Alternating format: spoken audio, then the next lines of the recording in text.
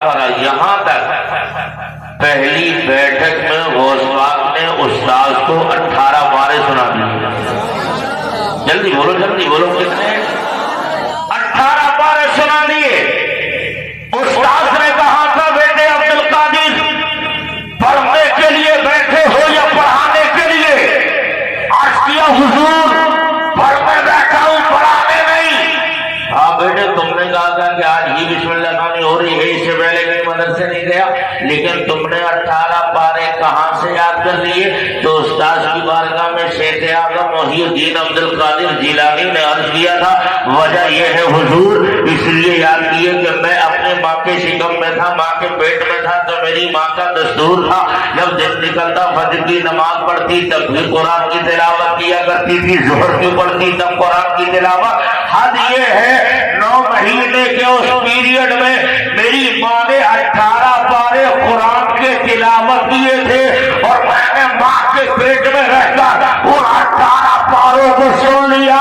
تو میں ماں کے پیٹ میں تلاوت قرآن سن کر 18 پاروں کا حافظ قرآن بن گیا.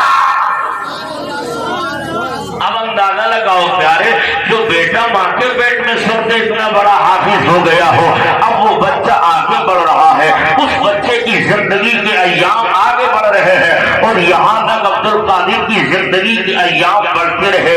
آپ ارشاد فرماتے ہیں 18 سال کی عمر سرکار بڑے پیر دستگیر کی ہو گئی اور 18 سال کی عمر شریف میں اپنے ماں کی بارگاہ میں حاضر ہو گئے اور حاضری کے بعد عرض کرتے ہیں او میری ماں دل کرتا ہے کہ اب میں جا رہا ہوں اعلیٰ تعلیم حاصل کرنا ہے.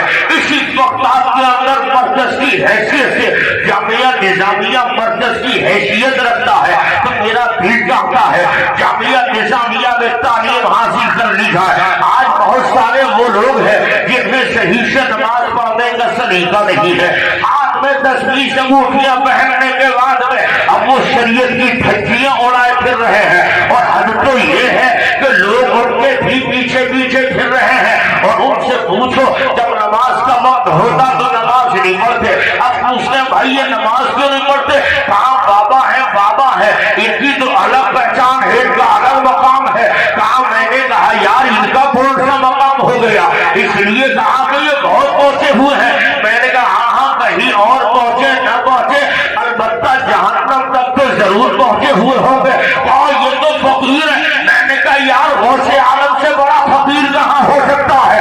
عبد القادر جیلانی سے بڑا فقیر کہاں ملے گا؟ کہاں مولوی کی فقیر کی غلطی نہیں. میں نے کہا وہ فقیر نہیں ہے جسے مولوی سے پیار نہ ہو، اس لیے کہ طریقت کے پہلے زینے کا نام شریعت ہے. اگر شریعت کا زینہ طے نہیں کرے گا تب تک اسے طریقت کے زینے پہ چڑھنے نہیں مل سکتا.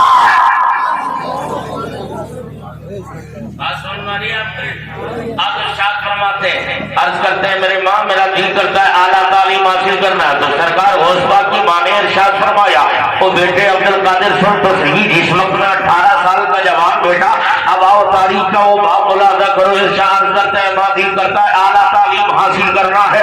اعلیٰ تعلیم کے لیے کہاں جانا ہے؟ بغداد جانا ہے. کہا بیٹے چلے جاؤ بغداد کے لیے، لیکن حضرات تاریخ بتا رہی ہے سرکار غوث اعظم کی ماں کی عمر شریف 78 سال کی ہو گئی.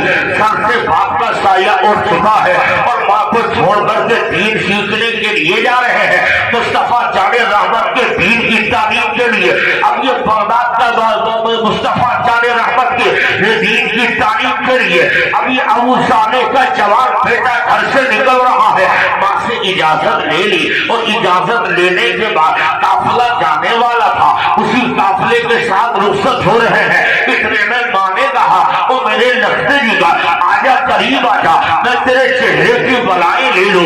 اب میری تیری ملاقات ہو یا نہ ہو یہی آخری ملاقات سمجھ لینا، لیکن میرے لال جب تعلیم مکمل ہو تب تم گھر واپس آنا. ہاں ٹھیک ہے ماں. اب یہ بیٹا گھر سے جا ہی رہا تھا، اتنے میں روک کر کہا بیٹے سن لے دوسری نصیحت بھی سنتے چلے جاؤ. کہا ماں وہ کون سی نصیحت ہے؟ کہا بیٹے وہ نصیحت یہ ہے حالات کتنے ہی خطرناک ہو، ہاں ہوائیں مخالف چل رہی ہو، مگر اس عالم میں بھی بیٹا اپنی زبان پہ جھوٹ کے کلمات کو نہیں لانا ہے، جب بولنا ہے تو سچ بولنا ہے، ہمیشہ سچ بولنا ہے۔ اللہ کی یہ ماں ہے۔ اب ہم اپنے مدارس کا جائزہ لیں، یہ علماء بیٹھے ہیں، آپ ان سے پوچھیے گا۔ علامہ خورشید مصباحی آپ بتا دیں، اگر آپ کے مدرسے میں کسی بچے کا داخلہ ہو اور جیسے باپ اس کا داخلہ کرانے آئے اور جب داخلہ ہو گیا، بچے کی انٹری مدرسے میں ہو گئی اور اس کے بعد میں باپ جب بیٹے کو چھوڑ کر اپنے گھر واپس جاتا ہے، اس وقت میں باپ اپنے بیٹے سے کہنے لگتا ہے، او میرے بیٹے سن لے، تجھے مدرسے میں دل لگا کے پڑھنا ہے، تجھے مدرسے میں محنت سے پڑھنا ہے، مدرسے کے اساتذہ کا احترام کرنا ہے، تجھے مدرسے کے قواعد پر عمل کرنا ہے، تجھے نمازوں کی پابندی کرنا ہے، مدرسے کے منتظرین کا تجھے احترام کرنا ہے۔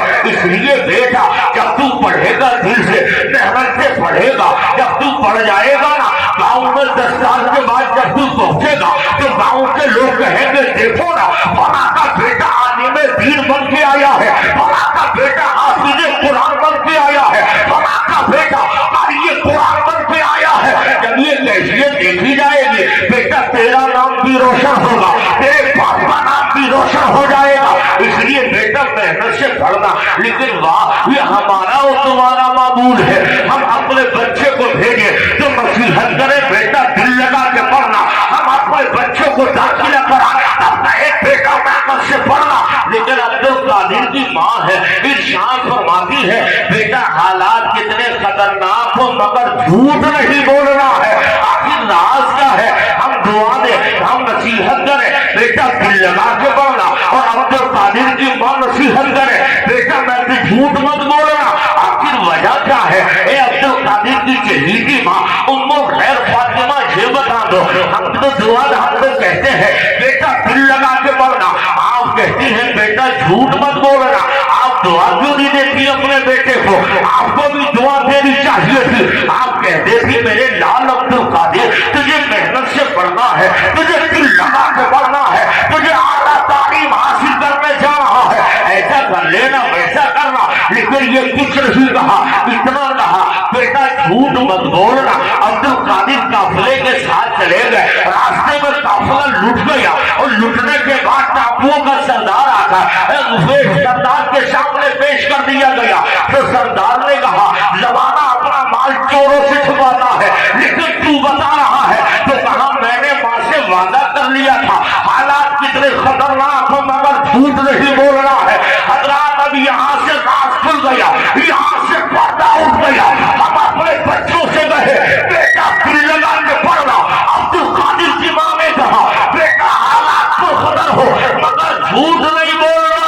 وہ نگاہیں ولایت سے اپنے گھر بیٹھ کر اس بات کا مشاہدہ کر رہی تھی کہ میرا بیٹا مدرسے بعد میں پہنچے گا، ڈاکوؤں کا شکار پہلے ہو جائے گا۔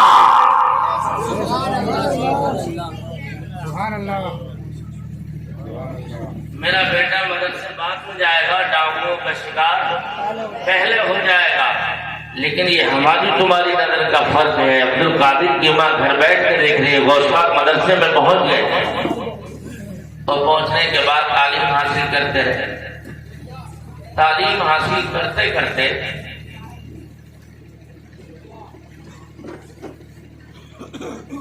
ایک آپ کے گاؤں یا ہسٹری میں لکھا ہے آپ کے پڑوس کا ایک تاجر تجارت کرنے والے قافلے کے ساتھ جا رہا تھا۔ غوث پاک سرکار اپنے مدرسے کے دروازے پر کھڑے تھے۔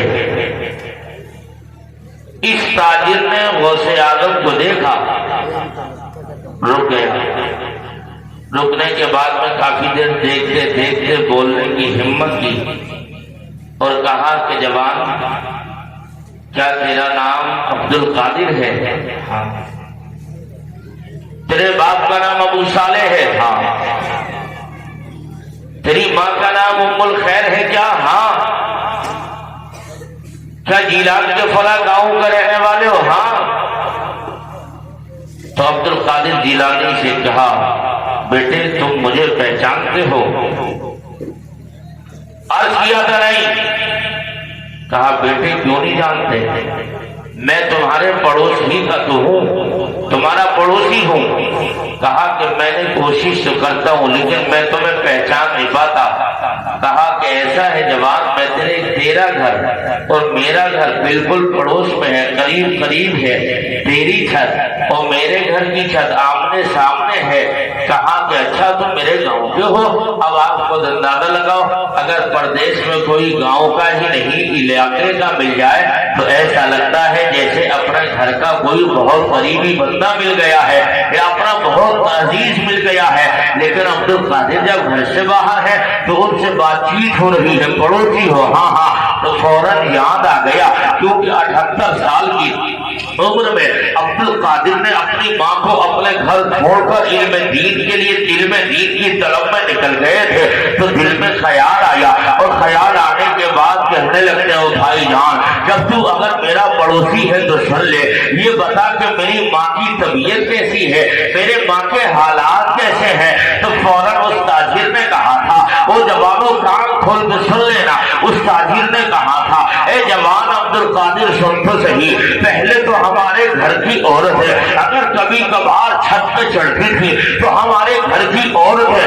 آپ کی ماں کو گھر کے آنگن میں کبھی کبھی چلتے ہوئے دیکھ لیتی تھی، لیکن اے عبد القادر اب تو تمہاری ماں کو 4-5 مہینے کا ایک لمبا عرصہ ہو گیا، ہمارے گھر کی عورت ہے، جب اپنے مکان کی چھت پہ چڑھتی ہے تو تمہاری ماں کو کبھی گھر میں چلتے ہوئے نہیں دیکھا جاتا ہے۔ اور سنو اے عبد القادر، حد تو یہ ہے پہلے تو تمہارے گھر کا دروازہ باہر کا کھل بھی جاتا تھا، لیکن اب تو 5 مہینے کے قریب کا زمانہ ہو گیا، آپ کے باہر والا گیٹ بھی اب نہیں کھلتا ہے۔ حضرات جب یہ بات سنی تھی عبد القادر کے دل پہ درد کا جھٹکا لگا اور لگنے کے ساتھ ساتھ آنکھوں سے آنسو آ گئے۔ دل میں خیال آیا ہوگا کہ نہ جانے میری ماں میں بڑھاپے میں چھوڑ کے آیا ہو، اگر میری ماں کو پانی کی طلب لگی ہوگی تو میری ماں دم سسل کے نکل گیا ہوگا، اس لیے کہ وہاں پانی پلانے والا کوئی دوسرا نہیں تھا۔ آخر جس پوزیشن میں میری ماں مری ہوگی، اس لیے کہ جو زندہ ہوتا ہے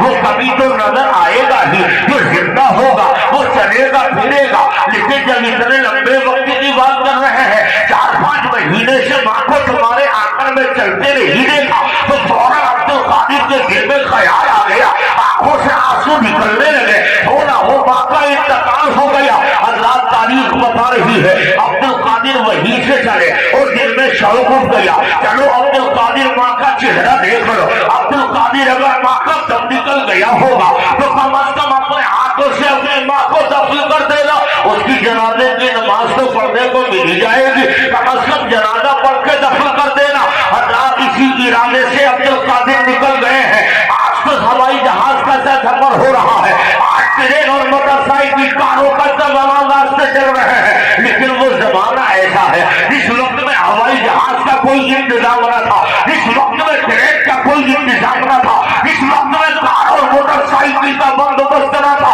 عبد القادر پیدل چل دیے، کسے دیکھنے جا رہے ہیں؟ اپنی ماں کو دیکھنے کے لیے جا رہے ہیں۔ کسے دیکھنے جا رہے ہیں؟ ماں کا دیدار کرنے جا رہے ہیں۔ میں آج اپنا معاشرے کا جائزہ لوں، عبد القادر پڑھائی کو روک لیا، باقی یادائی تو دیکھنے چلے گئے، لیکن آج کل اپنے معاشرے کا جائزہ لیتے ہیں۔ یہ ہمارے معاشرے کا جوان ہے، اس جوان کی آج شادی ہوئی، ابھی 4 مہینے نہ گزرے تھے، باپ الگ اپنی روٹی بنا رہا ہے، ماں الگ بیٹھی ہوئی ہے اور یہ جوان بیوی کے ساتھ کھا رہا ہے۔